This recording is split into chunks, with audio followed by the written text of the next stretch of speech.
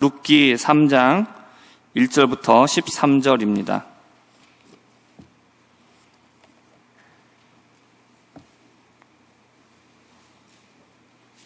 룻기 3장 1절부터 13절까지 우리 말씀 교독하시고 마지막 13절 함께 읽도록 하겠습니다.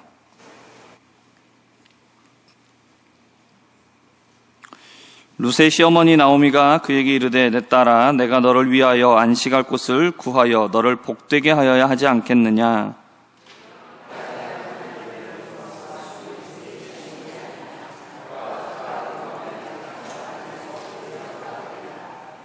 그런즉 너는 목욕하고 기름을 바르고 의복을 입고 타작마당에 내려가서 그 사람이 먹고 마시기를 다하기까지는 그에게 보이지 말고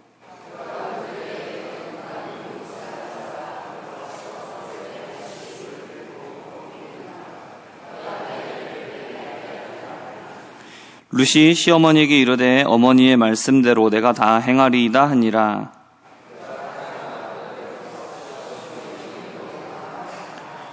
보아스가 먹고 마시고 마음이 즐거워 가서 곡식 단 더미의 끝에 눕는지라.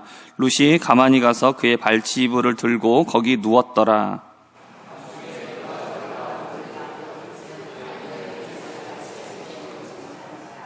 이르되 내가 누구냐 하니 대답하되 나는 당신의 여종 룻이오니 당신의 옷자락을 펴 당신의 여종을 덮으소서. 이는 당신이 기업을 물을 자가 됨이니이다 하니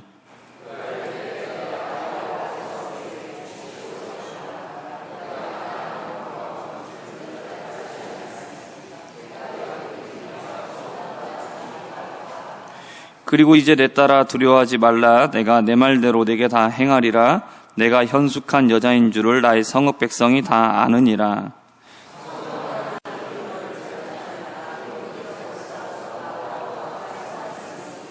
함께 읽겠습니다. 이 밤에 여기서 머무르라. 아침에 그가 기업 물을 자의 책임을 내게 이행하려 하면 좋으니 그가 그 기업 물을 자의 책임을 행할 것이니라. 만일 그가 기업 물을 자의 책임을 내게 이행하기를 기뻐하지 아니하면 여호와께서 살아계심을 두고 맹세하노니 내가 기업 물을 자의 책임을 내게 이행하리라. 아침까지 누워 있을지니라 하는지라. 아멘. 오늘 말씀의 제목은 하나님의 일은 순리대로 해야 된다라는 제목으로 함께 말씀을 살펴보겠습니다. 룻이 보아스의 밭에 우연히 갔었죠. 그리고 거기에서 보리추수와 밀추수를 마칠 때까지 이삭을 주었습니다. 그리고 그의 시어머니 나오미와 함께 생활했다라고 말씀에 나오고 있습니다. 나오미는 이스라엘로 돌아올 때 나오미에게 얘기했습니다. 내가 이스라엘로 가면서 죽는 것 외에 내가 어머니를 떠나지 않겠습니다라고 이렇게 굳게 다짐을 했습니다. 그리고 나서 자신의 말대로 이삭을 줍는 이 고된 노동을 하면서 어머니를 모셨습니다. 나오미하고 함께 살면서 또 그리고 이스라엘의 하나님을 섬기겠다라고 이 결정을 했을 때 당시에 룻은 앞으로 자신이 겪어야 될 어려움에 대해서 이미 알고 있었습니다. 우리가 어렵고 힘든 상황에서 자신의 인간됨을 지키고 그리고 신앙을 지키겠다라고 결정하는 것 굉장히 어려운 일입니다. 그렇죠? 근데 이 결정을 오랜 시간 동안 변하지 않고 지켜나간다라는 것, 이게 더더욱 어려운 일입니다. 그러니까 우리가 무엇이든지 마찬가지죠. 어떤 결심을 하나 하는 것 굉장히 대단한 일입니다. 그렇죠? 어떤 내가 좋은 목표를 가지고 어떤 좋은 결과를 내야 되겠다는 생각을 하고 내가 어떤 목표를 세운다라는 것 자체도 굉장히 대단한 건데 그 목표를 세워놓고 계속해서 꾸준히 나간다라는 것, 성실성을 갖는다라는 것, 이게 굉장히 어렵다라는 것은 우리가 다 잘 알고 있는 이야기입니다. 근데 이 룻은 어땠습니까? 이 자신의 결정에 대해서 이것을 후회하거나 아니면 취소하거나 번복하지 않았죠. 힘들었습니다. 그렇죠? 힘들었어요. 결정했다고 해서 결단했다고 해서 안 힘듭니까? 그렇지 않습니다. 그렇죠? 힘든 것은 변함이 없습니다. 하지만 그렇다고 해서 힘들다고 해서 그것을 포기했느냐? 포기하지 않았다라는 겁니다. 자신의 시어머니 나오미에게 인애를 베풀었습니다. 근데 이 인애를 베풀기 위해서 어떻게 해야 되냐면 룻은 자신을 위한 것을 포기해야 됐습니다. 그러니까 우리가 다른 사람에게 무엇인가를 베풀기 위해서 내 것을 포기하지 않고 베풀 수는 없습니다. 내 거를 포기해야만 다른 사람에게 줄 게 있는 겁니다. 그렇죠? 내가 아무리 많이 있어도 결국은 내 입에 들어갈 거를 줄여야만 다른 사람에게 줄 수 있는 겁니다. 포기하는 게 있어야 돼요. 그러니까 인애를 베푼다라는 것은 굉장히 어려운 일인 겁니다. 그러니까 한 번 하는 것도 쉬운 일이 아닌 거예요. 근데 이거를 지속시킨다라는 것은 더더욱 힘든 일인 겁니다.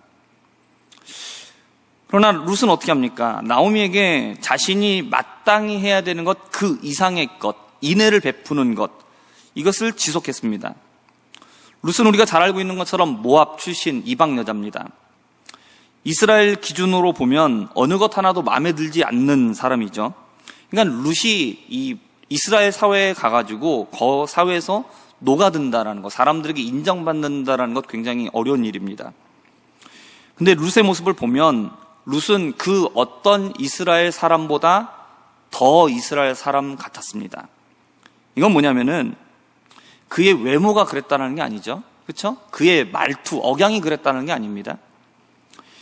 무엇 때문에 그러냐면 룻의 모습이 하나님께서 우리를 위해서 베풀어 주시는 하나님의 인애를 닮았기 때문에 그랬습니다. 그러니까 룻은 어땠냐면 누구보다도 더 하나님의 성품을 닮은 사람이었던 것이죠. 누구보다도 더 하나님의 뜻대로 사는 사람이었어요. 당시에 이스라엘에 수많은 이스라엘 사람들이 있었습니다. 그런데 당시는 사사기였어요. 사사기의 시대의 특징을 요약해주는 좋은 말은 뭐였냐면 이스라엘의 왕이 없으므로 사람들이 전부 다 자기 옳은 대로 행했다. 그러니까 자기가 왕이 되어서 자기 마음대로 살았다라는 겁니다. 이게 사사기를 잘 설명해주는 말입니다.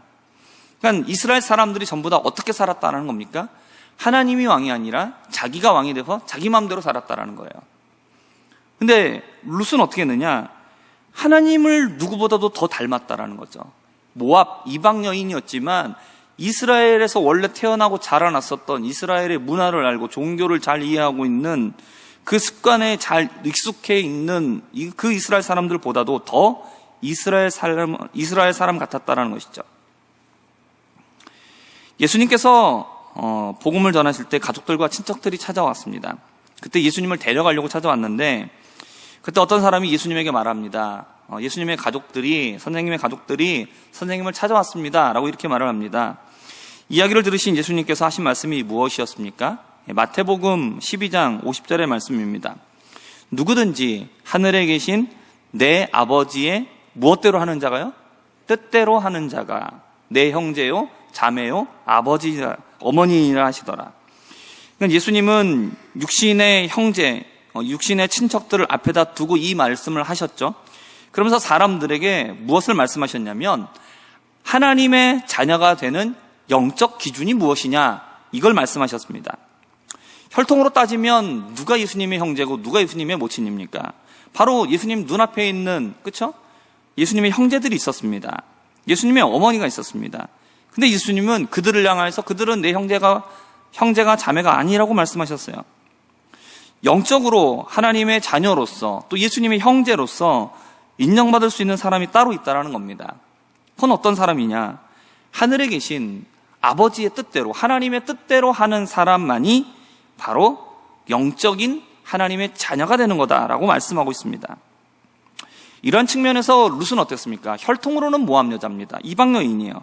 그러나 그녀의 행동과 그녀의 삶은 진정한 이스라엘 사람인 것이죠. 진정한 하나님의 백성의 모습이었습니다. 이런 모습은 우리에게도 마찬가지로 적용될 수 있습니다. 사람들은 세상적인, 혈육적인 것으로 우리는 판단합니다. 교회를 오래 다녔으니까, 교회에서 직분을 가지고 있으니까, 또 누구의 자녀니까, 그 사람 믿음이 좋아, 그 사람 신앙생활 참 잘해, 우리는 이렇게 생각을 합니다. 하지만 하나님은 우리가 보는 기준으로 보시지 않습니다. 하나님은 우리가 하나님의 말씀을 따라 살아가고 있느냐 이거를 보십니다. 자기 자신에 대해서 나는 하나님의 자녀라고 아무리 확신을 가지고 있어도 내가 하나님의 말씀대로 살지 않으면 이건 아무것도 소용이 없는 겁니다. 내가 확신한다고 해서 내가 하나님의 자녀인 게 아닌 거예요. 다른 사람이 너는 하나님의 자녀 같아라고 얘기를 해준다고 해서 내가 하나님의 자녀가 아닌 거예요. 내가 어떠한 직분을 가졌다고 해서 하나님의 자녀가 아닌 거죠. 제가 목회자이지만 목회자이기 때문에 하나님의 자녀가 아니에요. 우리가 무엇 때문에 하나님의 자녀로서 하나님의 백성으로 인정을 받을 수 있느냐? 이건 우리가 가지고 있는 어떤 직분, 우리가 가지고 있는 어떤 확신, 이런 것으로 되는 게 아니죠. 우리의 생활 속에서, 우리의 행동 속에서 우리가 인정을 받는 행동을 해야 된다는 겁니다. 하나님을 닮은 성품을 가지시기를 바랍니다. 하나님의 뜻대로 행동하실 수 있기를 바랍니다. 그래서 우리 모두가 하나님의 백성, 하나님의 자녀라고 인정받을 수 있는 우리가 될 수 있기를 주님의 이름으로 부탁드립니다. 나오미는 말한 대로 자신에게 인애를 베풀어준 룻의 삶에 복된 날이 찾아오기를 원했습니다. 그래서 나오미는 룻에게 이렇게 말합니다. 내 딸아, 내가 너를 위하여 안식할 곳을 구하여 너를 복되게 하여야 하지 않겠느냐. 그러니까 나오미가 하는 말이 뭐냐면 룻을 재혼시켜야 되겠다라는 것이죠. 그래서 룻이 기쁘고 즐거운 삶을 살게 되기를 원한다라고 이렇게 말하고 있는 겁니다. 그래서 나오미가 뭐라고 말하냐면 룻에게 밤에 보아스를 찾아가라라고 이렇게 말을 합니다. 나오미가 룻에게 보아스를 찾아가라고 한 이유는 무엇이냐면 보아스가 자신들의 기업을 물려줄 친척이 되기 때문인 것이죠. 나오미의 말을 듣고 어떤 사람들은 이렇게 생각할 수 있습니다. 이 나오미의 말이 룻을 진정으로 위하는 점도 없잖아 있지만 이건 오히려 나오미를 위해서 더 좋은 것 아니냐라고 생각할 수도 있죠. 왜 그렇습니까? 보아스는 룻과 비교를 하면 나이가 아버지 뻘인 사람입니다. 그리고 기업을 물게 되면 나오미에게도 좋은 일이 뭐냐면 남편이 팔아버린 밭을 되찾을 수 있는 것이죠. 하지만 나오미가 룻에게 보아스를 찾아가라고 했던 이 이유는 룻은 전혀 원하지 않는 결혼을 시켜서 나오미에게 이익이 돌아오는 이것을 위한 것이 아닙니다. 이미 결혼을 했던 여자죠. 그리고 모압 출신의 과부입니다. 선뜻 아내로 만난다는 것 결코 쉬운 일은 아닙니다. 물론 젊은 여자이기 때문에 결혼할 수 있는 확률은 더 높죠. 그러나 보아스는 누굽니까? 기업을 물을 자입니다. 그러면 상황이 좀 달라지죠. 마땅히 실행하기를 원해서 하나님께서 그들에게 허락해 주신 사회적 규범입니다. 하나님의 명령이죠. 그러니까 이 규범에 의해서, 이 언약에 의해서 요구를 하게 되면 룻이 결혼을 하는 것이 훨씬 더 쉬운 일이 될 수 있는 겁니다. 그렇다고 해서 나오미가 이 룻의 마음과 전혀 상관없이 오직 이 기업을 물르는 이 하나님이 주신 이 말씀을 가지고 룻을 그냥 결혼시키는 것 자체의 목적을 둔 것이냐? 그건 아닙니다. 왜냐하면 보아스는 기업을 물을 의무가 있는 가까운 친척입니다. 그런데 오늘 말씀을 보면 보아스보다 더 가까운 친척이 있습니다. 그럼에도 나오미가 뭐라고 얘기합니까? 가장 가까운 친척을 찾아가서 얘기해라, 아니면 내가 가서 얘기하마 라고 이렇게 얘기한 게 아니고요, 룻에게 보아스를 찾아가라고 합니다. 그래서 기업을 물러달라고 요청하라고 얘기합니다. 단지 기업을 물려받는 것에만 목적을 두고, 그리고 룻도 이 제도 안에서 그냥 결혼을 해갖고 경제적인 혜택을 보게 하는 것, 이것만이 목적이라면 가장 가까운 친척을 찾아가는 게 맞는 일이죠. 그러나 보아스를 찾아가라고 얘기하죠. 왜 그랬습니까? 보아스는 룻이 어떤 사람인지를 알고 있었어요. 이방인이라는 그녀의 출신, 또 과부이고 경제적으로 어려운 상황들, 이런 눈에 보이는 상황들만 아는 게 아니라 룻이 어떤 사람인가, 부모와 고국을 떠나 하나님을 섬기기로 작정했고, 그리고 나오미를 돌보는 인애를 베푸는 사람이라는 것을 알았다라는 것이죠. 보아스는 룻이 젊은 여자이기 때문에 젊은 여성에 가질 수 있는 어떤 그런 감정을 가진 게 아니라는 것이죠. 그녀의 아름다운 행실을 보고 그 행실 때문에 좋은 감정을 가진 겁니다. 그리고 그 감정도 지나치지 않았어요. 그리고 룻은 어땠습니까? 보아스가 거느리고 있는 여종들에 비해서 그것보다 못한 대접을 받을 수 있는 자신한테 보아스가 따뜻하게 대해주죠. 위로해주고, 그리고 그녀의 그 헌신을 알아줍니다. 보아스가 그것을 잘 이해하고 있다는 것을 룻도 알았다는 것이죠.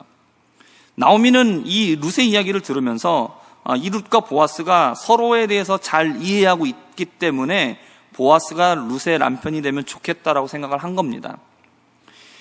단지 남편이 생겼다라는 것, 경제적으로 안정이 생겼다라는 것만 가지고 우리 안식을 얻었다, 복을 얻었다라고 생각하고 이렇게 말하는 것은 이건 물질 중심적인 사고를 하는 사람들의 경우죠. 그러나 나오미는 이런 생각을 가지고 룻과 보아스를 맺어주려고 한 게 아니었습니다. 단지 기업을 물을 사람이니까 보아스를 찾아가라고 한 게 아닙니다. 진정으로 서로를 이해할 수 있고 또 상대방에게 인애를 베풀어 줄 수 있는 그런 신앙과 인격이 두 사람에게 있다라는 거죠. 그렇기 때문에 서로를 잘 이해하고 잘 어울릴 수 있기 때문에 보아스를 찾아가라고 한 겁니다. 나오미가 룻에게 보아스를 찾아가라고 말했습니다. 그러자 룻이 어떻게 했습니까? 오늘 본문 5절과 6절의 말씀인데 함께 읽어보겠습니다. 함께 읽겠습니다. 룻이 시어머니에게 이르되 어머니의 말씀대로 내가 다 행하리이다 하니라.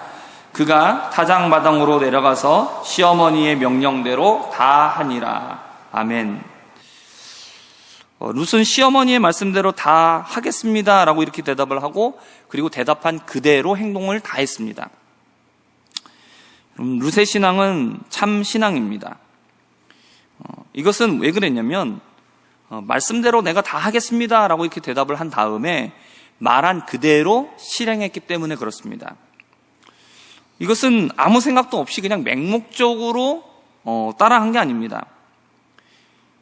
자신의 생각을 우선하지 않고 권위를 인정하고 권위를 따르는 참 순종에 대해서 보여주고 있는 겁니다. 그러니까 룻은 순종이 무엇이냐라는 것을 우리에게 잘 보여주고 있는 겁니다. 룻은 나오미의 말에 순종하면서 보아스를 찾아갑니다. 근데 찾아갈 때에 이것이 무엇이냐? 인간적인 기준으로 결혼 상대를 찾아간 게 아닌 거죠. 룻을 아무리 잘 이해하고 룻에게 호의를 베풀어주는 보아스이기는 하지만 아까도 말씀드렸어요. 보아스는 룻과 비교되지 않는 나이가 많은 남자입니다.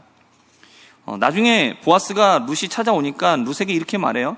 네가 가난하건 부하건 젊은 남자를 따라가지 않은 것, 이것은 너가 베푼 인애가 이전보다 더 큰 거다라고 이렇게 얘기를 하고 있습니다. 보아스도 룻이 자신을 찾아온 이유가 자신이 기업 물을 사람이기 때문에 찾아왔다는 사실을 아는 거죠. 룻은 젊은 여자입니다. 당연히 또래의 젊은 남자를 만나서 결혼하고 싶은 마음, 이거는 너무나 당연한 겁니다. 그렇죠? 잘못된 거 아닙니다. 보아스가 아무리 인품이 좋고 룻의 처지를 잘 이해해주고 호의를 베푼다고 해도 나이가 차이 나는 건 어쩔 수 없는 거예요. 그건 어쩔 수 없는 거예요. 그렇죠? 나이가 많기 때문에 마음에 안 드는 건 그건 어쩔 수 없는 겁니다. 그럼 나이 많은 사람을 좋아하는 건 아니잖아요. 그렇죠? 룻이 나오미의 말을 근데 따라가요. 순종해요. 왜 그러냐면 보아스가 기업 물을 사람이라고 얘기하니까 그 말을 따라가는 겁니다.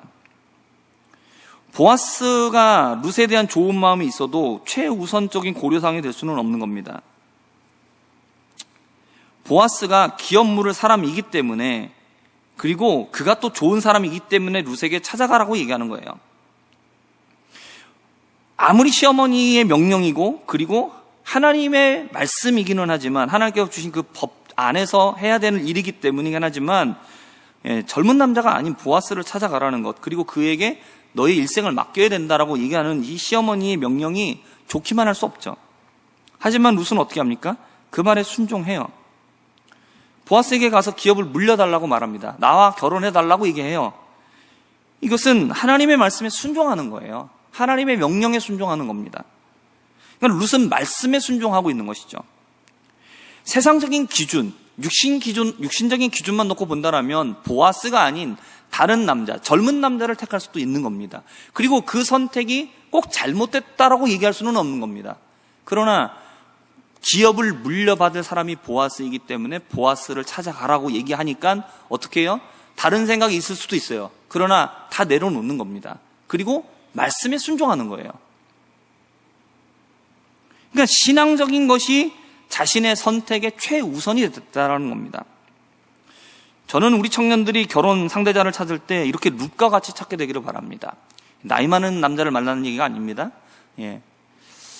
이게 뭡니까? 육신적인 기준으로 만나지 말라는 거예요. 세상적인 기준 가지고 여자를 찾지 배우자를 찾지 말라라는 이야기예요. 하나님의 말씀을 따라가야 된다는 거예요. 하나님이 나에게 정말로 기뻐하실 결혼이 무엇이냐를 생각해야 된다는 거죠. 근데 많은 청년들이 안타깝게도 어떤 것을 생각하냐면 내가 기뻐할 결혼이 무엇인가를 생각한다는 거예요. 나를 만족하게 할 결혼이 누구냐라는 거예요. 그리고 나를 만족하게 하고 나를 기쁘게 할 결혼 상대자가 누구냐를 찾고 있다는 것이죠. 여러분, 그렇게 되면 그건 뭐예요? 세상적인 기준인 거예요. 우리가 가지고 있는 기준이란 건 뻔하거든요. 누구 왜요? 잘생긴 사람, 이쁜 사람, 그렇죠? 몸매 좋은 사람, 사회적으로 인정받는 사람, 돈벌이를 잘하는 사람, 다 그런 거잖아요. 그리고 나서 그 다음에 우리는 거기다가 갖다 뒤에다가 뭘 붙이죠? 신앙 좋은 사람까지 얘기하는 거예요.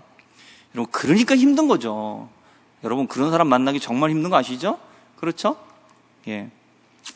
어려워요. 그렇기 때문에 결단해야 돼요, 우리는 기준을 명확하게 세워야 되는 거예요. 하나님이 딱 지어주시는 상대방을 찾겠다라는 결단을 해야 된다라는 거죠. 그걸 가지고 놓고 기도해야 된다라는 거죠. 지금 현실적으로 한국 교회를 보면 신앙을 가진 자매하고 신앙을 가진 형제하고 어디가 더 많습니까? 신앙을 가진 자매가 훨씬 더 많아요. 동등한 경우는 거의 없습니다. 정말 희귀한 경우고 남자들이 맞는 경우는 이건 정말 하나님의 놀라운 역사가 있는 곳이에요. 근데 대부분은 자매가 많아요. 그러면 현실적으로 보면 우리 믿는 자매들이 전부 다 신실한 신앙을 가졌다라고 가정할 적에 그러면 현실적으로 형제가 적어요. 그러면 매치가 안 되죠. 안 되잖아요. 남잖아요. 모자르잖아요. 그러면 어떻게 되느냐? 믿는 자하고 멍에를 매지 말라고 했으니 나는 독신의 은사가 없으나 현실이 그러하니 나는 오직 나는 독신으로 살면서 주를 위하여 살겠다. 이럴 수도 있습니다. 이럴 수도 있어요. 그러나 저는 어떻게 생각을 하냐면 현실적인 상황과 것들을 고려해보면 내가 믿지 않는 사람과 결혼한다고 해도 내 중심을 어디다 두고 결혼하느냐라고 저는 생각해요. 실은 외적으로 신앙을 갖고 있는 사람과 결혼하는 커플들이라 할지라도 그들의 중심이 인간적인 중심을 갖고 세상적인 중심을 갖고 만난다라면 그것은 하나님이 원하시는 결혼이 아닐 수 있다는 거예요. 하나님이 기뻐하시는 결혼이 아닐 수 있다는 거예요. 하나님이 기뻐하시는 결혼은 뭡니까? 하나님의 말씀에 순종하는 거예요. 내 중심이 아니라는 거죠. 나를 기쁘게 하는 것이 뜻이 아니라는 거예요. 그러면 우리 그런 경우 있잖아요. 믿지 않는 사람과 결혼했는데 하나님이 은혜를 주셔서 하나님 앞에 나오게 되는 그런 경우가 있어요. 그러면 내가 결단해야 된다는 거죠. 뭐냐? 내가 정말 내가 정말로 믿는 사람과 내가 결혼하기를 원하는데 나의 상황과 현실이 그것이 안 된다라면 하나님, 내가 영혼을 구원하기 위해서 내가 믿지 않는 사람과 결혼하겠습니다. 하나님, 내게 영혼을 붙여주십시오. 각오하고 결단하고 결혼하라는 얘기죠. 그래고 전도와 선교의 마인드를 가지고 결혼하라는 거예요. 이거 잘못된 것 같습니까? 이거 이상합니까? 내가 너를 분명히 내가 믿게 하고야 말겠어. 어떤 그런 아주 음흉한 계획을 가지고 접근하는 것처럼 이렇게 생각되십니까? 저는 그렇다고 생각하지 않아요. 뭐냐면 정말로 믿지 않는 형제들 중에서도 정말 인격이 바르고 품행이 바르고 반듯한 사람들이 있거든요. 그러면 하나님 앞에서 결단해야 된다는 거예요. 하나님, 내가 믿는 사람이든 믿지 않는 사람이든 내가 어떤 사람과 결혼하든지 내가 하나님께서 주신 가정을 올바르게 이끌고 내가 믿지 않는 사람과 결혼하게 된다라면 내가 정말로 그를 전도하고 그 영혼을 구원하기 위한 목적을 가지고 하나님의 뜻을 이루기 위해서 내가 결혼하겠습니다. 그렇게 기도해야 된다는 거죠. 그거 각오를 가지고 결혼을 가지고 접근해야 된다는 거예요. 우리는 근데 그런 생각 전혀 안 해요. 하나님이 내게 뭘 원하실까? 하나님이 기뻐하시는 게 뭘까? 이런 것에 대해 생각은 전혀 없고 그저 오직 세상 사람과 똑같은 기준을 가지고 거기다 갖다 붙이는 거예요. 그리고 하나님 앞에 때를 쓰고 기도하기 시작하는 거예요. 하나님 앞에. 그러니까 결국 뭐냐? 믿지 않는 사람과 결혼하는 자매들, 형제들의 말이 뭡니까? 내가 저 사람을 너무나 사랑하기 때문에 반드시 그 사람을 내가 저 사람을 믿게 만들겠습니다. 예, 그 말만 들으면은 맞는 것 같아 보이고 괜찮아 보이는데 실은 목적이 뭐예요? 내가 원하는 결혼인 거예요. 내가 기뻐한, 나를 기쁘게 할 결혼을 위해서 거기에다가 좋은 목적을 갖다 붙인 거죠. 그러나 그것과 접근이 다른 거죠. 나를 위해서가 아니라 정말로 하나님, 내가 결혼까지도 내가 하나님 앞에 온전히 드리겠습니다. 하나님이 기뻐하시는 결혼을 하겠습니다. 각오하고 달려들어야 된다는 것이죠. 그렇게 세상적인 기준, 육신적인 기준으로 짝 찾지 말고 하나님의 말씀을 따르시기를 바라요. 하나님이 내게 내게 짝 지어주시는 사람이 누구냐, 이거를 찾겠다라는 결단을 하시기 바라요.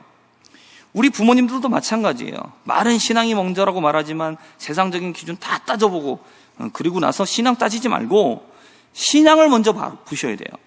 하나님께서 내 자녀를 위해서 정말 이 사람을 준비해 주셨는가, 이거를 가지고 기도하시길 바라요. 룻은 보아스를 만나기 위해서 시어머니 말대로 단장을 다 하고 찾아갑니다. 왜 이렇게 단장을 하고 가는 겁니까? 아니, 하나님이 어차피 다 이 하나님의 그 법과 테두리 안에서 기업 물러야 될 사람이잖아요. 빼도 박도 못하는 거잖아요. 그렇죠? 그 관계를 부정할 수 없잖아요. 근데도 왜 그렇게 이쁘게 다 꾸미고 그리고 찾아가는 거죠? 왜 그런 겁니까? 이미 다 하나님이 그 법 안에서 당신은 기업을 물러줘야 될 사람이니까 그냥 가도 된다, 이런 것이 아니에요. 성경은 우리에게 뭐라고 얘기하냐면 우리가 사치스럽고 자랑하기 위해서 꾸미지 말라고 얘기해요. 디모데전서 2장 8절에서 10절의 말씀입니다. 우리 8절 함께 읽어보겠습니다. 그러므로 각 처에서 남자들이 분노와 다툼이 없이 거룩한 손을 들어 기도하기를 원하노라. 또 이와 같이 여자들도 단정하게 옷을 입으며 소박함과 정절로서 자기를 단장하고 따은 머리와 금이나 진주나 값진 옷으로 하지 말고 오직 선행으로 하기를 원하노라. 이것이 하나님을 경외한다 하는 자들에게 아멘이시죠? 우리 믿는 사람들이 가져야 되는 매력은, 우리를 꾸미는 것은 세상적인 것과는 분명히 차이가 있습니다. 그러나 보아스가 룻에 대하여서 아무리 좋은 마음이 있다고 해도 여성으로서 가질 수 있는 매력을 포기하고 그리고 그냥 간다, 이거는 결코 지혜로운 모습이 아니죠. 그럼 제가 예배를 인도하거나 집회를 인도할 때는 양복을 입고 앞에 서지 않습니까? 근데 제가 이 자리에서 하나님은 중심을 보시니까, 하나님은 중심을 보시니까 얼마든지 마음대로 입고 가도 괜찮아 라고 생각하면서 제가 여기서 편하게 입고 이 자리에 있다라고 생각을 해보십시오. 여러분 마음속에 어떤 생각이 들겠습니까? 벌써 거부감이 확 들겠죠. 그렇죠? 벌써 우리의 마음에서 마음이 딱 닫혀지는 거예요. 하나님은 중심을 보시니까 아무렇게나 꾸며도 상관없다? 그거 아니죠. 우리가 하나님 앞에서 꾸며야 될 건 우리의 마음을 꾸며야 되는 게 맞습니다. 우리의 중심을 꾸미는 게 맞는 거예요. 그러나 우리의 겉모습도 그에 알맞게 꾸미는 게 맞는 거죠. 우리가 사치스럽고 자기를 자랑하기 위한 목적으로 머리를 확 따갖고 이쁘게 만들어갖고 교회 가갖고 머리 자랑하고 이쁘게 자랑하고 컬이 너무 이쁘게 나왔어, 이거 미장원 바꿨는데 거기 원장님이 너무 잘해, 이거 얘기하면서 주님 자랑은 안 하고 미장원만 자랑하고 머리만 자랑하고 있으면 그건 잘못된 거지만, 우리가 여성으로서 자신을 아름답게 가꾸고 꾸미는 것 자체가 하나님이 싫어하시는 일이냐? 그거 아니라는 거죠. 그럼 우리가 이거 화장 왜 합니까? 그렇죠? 우리가 하나님 앞에서 우리가 선다라는 건 뭐냐면 우리의 마음의 중심이 먼저 하나님 앞에 드려지는 것이고, 그리고 우리의 겉모습도, 왜요? 마음이 내가 하나님 앞에 바로 서기 때문에 내 겉모습도 꾸미는 게 맞는 거예요. 내 안과 밖이 정결하고 깨끗하게 일치가 되는 모습으로 서야 되는 것이죠. 그렇기 때문에 우리가 인간적으로 우리의 남자와 여성으로서의 매력을 가꾸지 않고 포기하는 것, 이거 지혜로운 모습 아닙니다. 룻은 나오미의 명령대로 타작을 마치고 자리에 누운 보아스의 발치로 갑니다. 보아스가 그때 자리에 누울 때 마음에 즐거움이 가득했어요. 왜요? 풍성하게 거두고 그것을 즐겼잖아요. 그리고 나서 배부르고 풍족한 마음 상태로 눕는 거예요. 그리고 나서 나오미가 그때 찾아가라고 얘기하는 거예요. 왜 그때 갑니까? 다른 때도 많이 있는데 왜 굳이 그런 때를 찾아서 가는 것이죠? 여러분, 그것도 지혜인 거예요.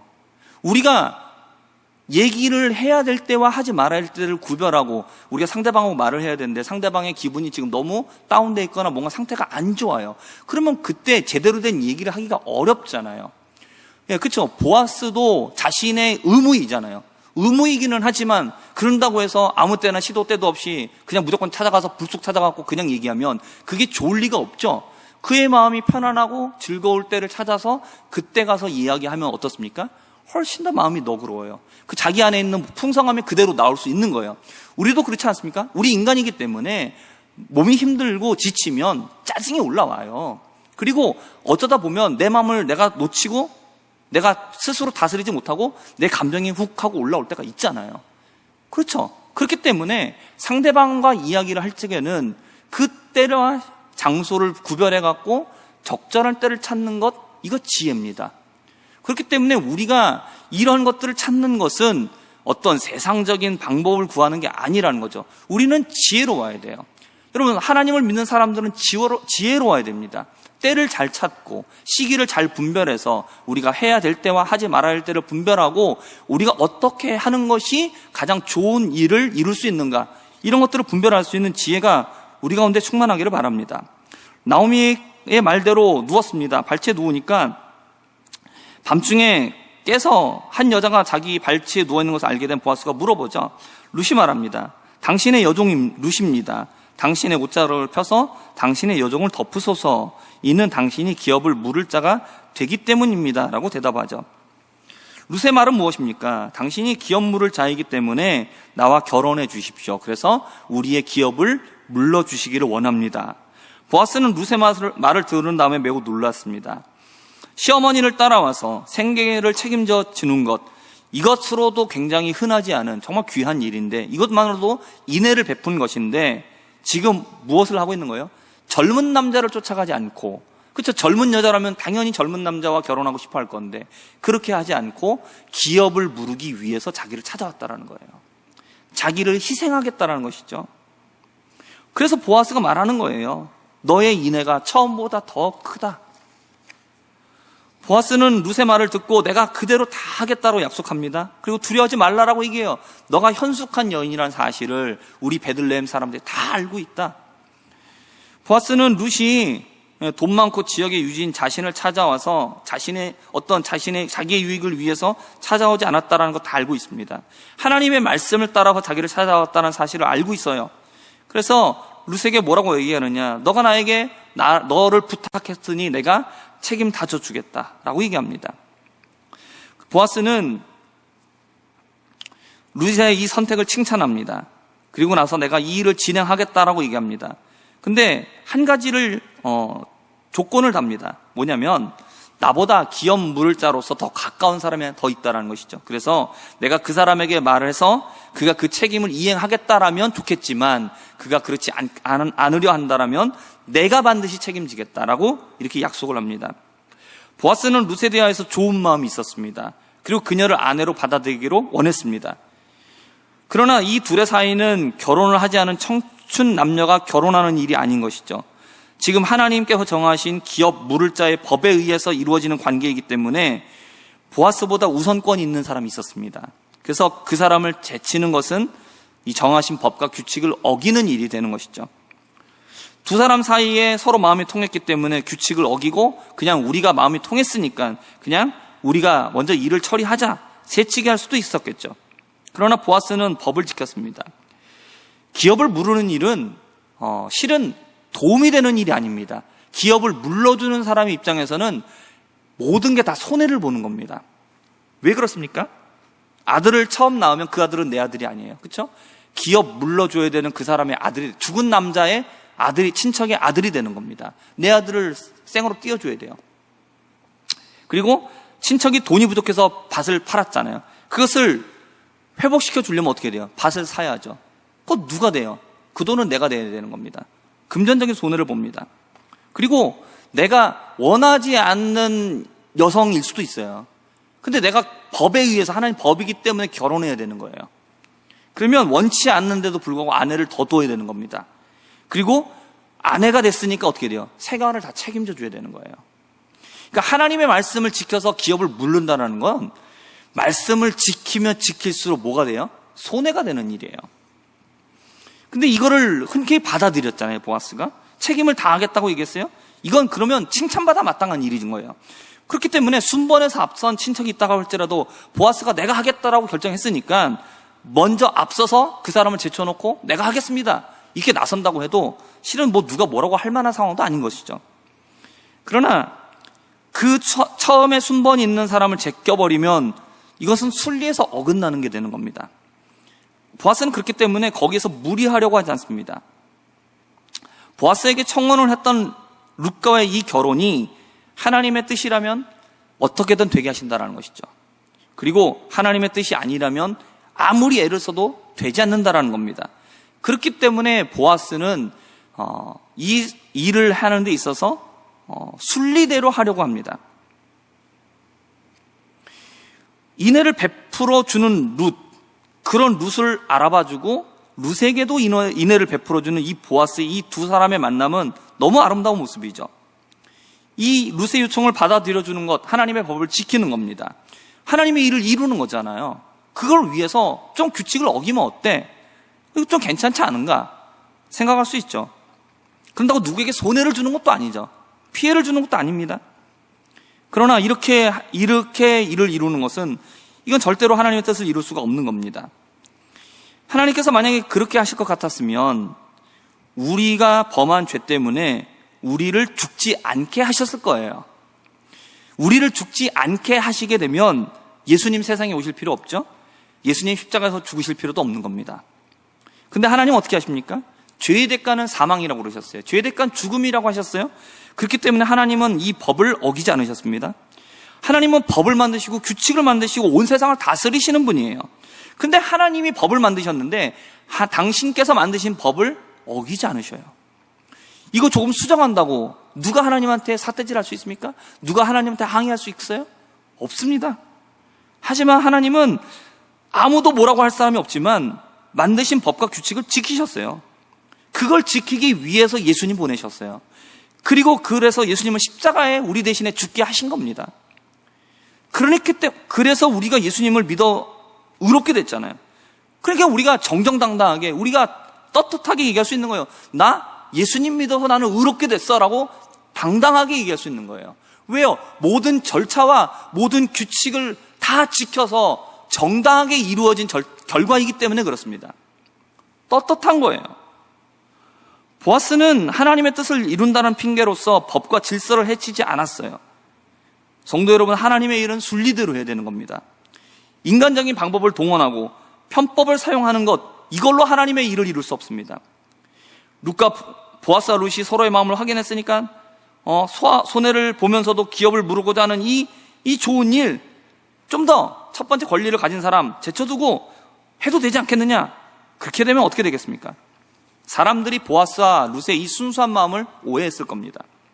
룻이 부유하고 평판이 좋은 보아스하고 결혼해서 그 재산을 가지고 잘 살기 위해서 첫 번째 권리를 가진 사람 제껴놓고 보아스를 유혹한 거 아니야? 사람들이 입방아 쪘겠죠.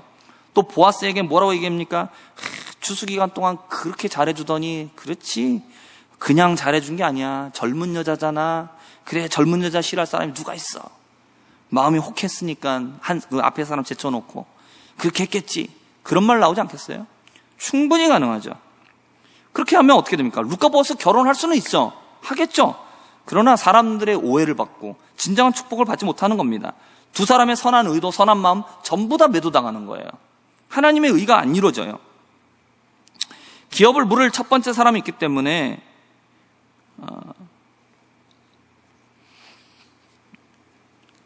기업을 물을 첫 번째 사람이 있어요. 그러니까 보아스나 룻이나 자신들의 마음을 다 확인했지만 자신들의 뜻대로 원하는 대로 되지 않을까라는 걱정 들 수 있죠. 하지만 순리로 하지 않고 억지로 끼워 맞추려고 하지 않아요. 우리가 생각하고 마음먹은 일이 정말로 하나님께서 기뻐하시는 일이 맞다라면 이루어지기 어려울 것 같은 상황이 생긴다고 해도 인간적인 힘을 쓰려고 하지 말아야 돼요. 순리를 어긋나게 해서라도 일을 만들겠다라는 시도를 하지 않아야 돼요. 우리가 계획을 세워도요, 하나님의 뜻만이 온전히 이루어지죠. 여러분 이걸 믿으십니까? 그렇다면 우리는 어떻게 돼요? 순리대로 일을 진행해야 되는 거예요. 순리대로 진행을 했는데 성취가 안 됐습니다.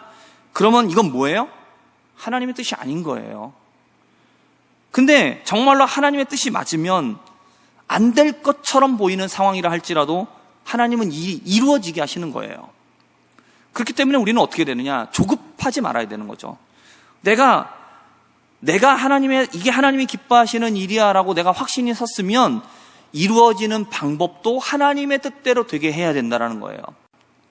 그게 진짜 하나님 앞에 영광이 된다는 사실입니다. 조급하면 안 돼요. 조급해갖고 내가 억지로 껴맞추려고 순리를 거스르고 그렇게 하게 되면 그것은 결코 하나님의 뜻이 아닙니다. 우리의 구원도 마찬가지 아닙니까? 우리가 하나님 안에서 구원받았잖아요. 이게 하나님의 뜻이고 하나님의 순리이기 때문에 우리의 구원은 반드시 이루어집니다. 우리가 구원받고 살아가는 과정 가운데 우리가 힘들고 어려운 환경을 만나죠. 우리가 그것 때문에 우리의 구원이 취소되는 것 아닌가? 때로는 나의 연약함 때문에 내가 구원이 취소되거나 아니면 내 확신이 떨어지기 때문에 구원에 문제가 생기는 것은 아닌가? 이런 생각을 할 수도 있습니다. 그러나 우리를 구원하시겠다라는 하나님의 뜻이 섰으면 그것은 반드시 됩니다. 아무리 어려운 일이 있어도, 아무리 힘든 일이 있어도 안 될 것처럼 보여도 하나님의 순리이기 때문에, 되는 것이 하나님의 뜻이기 때문에 반드시 됩니다. 우리가 이 세상에서 모든 일들을 해나가는 것도 마찬가지입니다. 우리는 조급해요. 그래서 우리가 안절부절하다가 내 힘으로 하려고 해요. 여러분, 그러면 뭐가 나오는지 아십니까? 이스마엘이 나옵니다. 이삭이 나오는 게 아니라 이스마엘이 나옵니다. 아브라함의 아들이죠. 맞죠? 그쵸? 그런데 아브라함과 사라 속에서 태어난 아들이 아니에요. 아브라함의 자손이냐? 예, 맞습니다. 아브라함의 아들이 맞아요. 분명히 맞아요. 그러나 아브라함과 하갈 사이에서 나온 아들인 거죠. 하나님의 언약의 자녀가 아닌 거예요. 자녀는 맞는데 하나님의 언약의 자녀가 아닌 거예요. 짝퉁이 나오는 거예요. 일이 안 이루어져요. 순리대로 가야 되는 거예요. 순리대로. 조급하면 망치는 겁니다. 여러분, 우리가 하나님의 일을 행할 때에 우리 가운데 하나님의 뜻을 구하시고 하나님의 순리대로 행하시기 바랍니다. 그러면 다 이루어집니다. 이것을 분명하게 믿으시고 오직 모든 일들을 하나님 앞에 맡기고 순리대로 이루어나가는 저와 우리 모두가 될 수 있기를 주님의 이름으로 부탁드립니다.